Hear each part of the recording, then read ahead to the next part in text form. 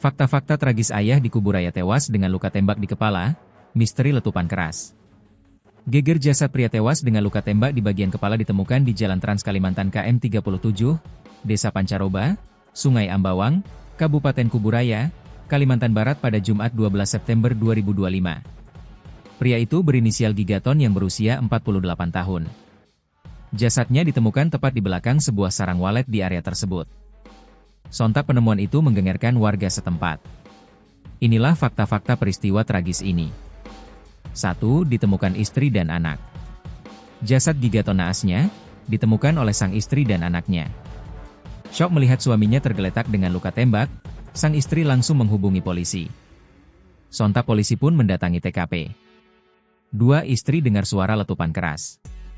Kasubsi Penmas Polres Kuburaya Aibtu Ade mengungkap keterangan dari sang istri yang menyebut sebelum kejadian sempat terdengar suara letupan yang keras menyerupai balon pecah. Kemudian, istri korban pun menyuruh anaknya mengecek ke arah gedung sarang burung walet tersebut. Di sanalah korban ditemukan tergeletak dengan kondisi kepala berlumuran darah. Anak korban langsung meminta pertolongan warga sekitar dan melapor ke kepolisian, ungkap Aibtu Ade. 3. Polisi olah TKP. Polisi langsung menggelar olah TKP. Aibtu Ade menyebut dari hasil pemeriksaan awal, Gigaton diduga kuat mengakhiri hidupnya menggunakan senjata api, senpi. Senpi yang digunakan Gigaton disebut adalah senpi rakitan. Hal itu diperkuat dengan ditemukannya barang bukti berupa sepucuk senjata api rakitan dan selongsong peluru. Barang bukti telah kita amankan. Lokasi kejadian juga dipasang garis polisi untuk kepentingan penyelidikan lebih lanjut. Sedangkan jenazah korban dievakuasi ke RS Bayangkara Pontianak guna dilakukan pemeriksaan medis, terangnya. 4. Keluarga ungkap Gigaton depresi.